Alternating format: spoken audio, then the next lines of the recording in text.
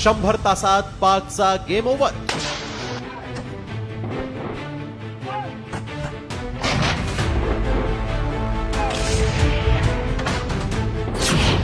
पाकचं लष्कर पुन्हा गुडघे टेकणार.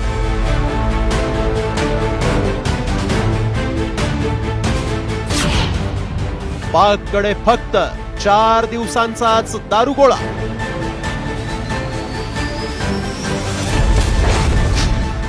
भारताच्या विरोधात युद्धाची भाषा करणाऱ्या पाकिस्तानची हवा खुश झाली आहे.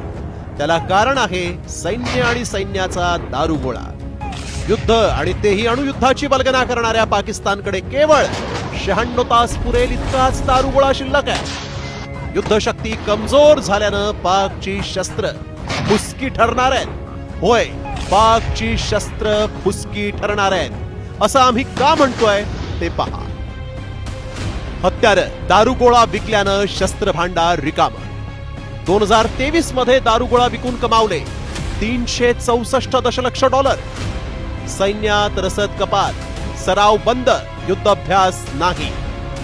पाकिस्तानची पूर्ण भिस्त ही M109 तोफा, BM-21 मल्टिपल रॉकेट लॉन्चर आणि SH-15 माउंटेड गन सिस्टीम वर अवलंबून आहे. सध्या पाकिस्तानकडे तोफा आहेत पण त्यात घालायला गोळे नाहीत. बंदुका आहेत पण गोळ्या नाहीत. लॉन्चर्स आहेत पण रॉकेट नाही.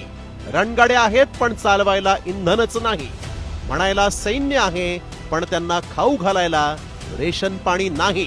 म्हणूनच आत्मविश्वास डळमळलेल्या या सैन्यानं मरण्यापेक्षा राजीनामा देणं पसंत केलाय.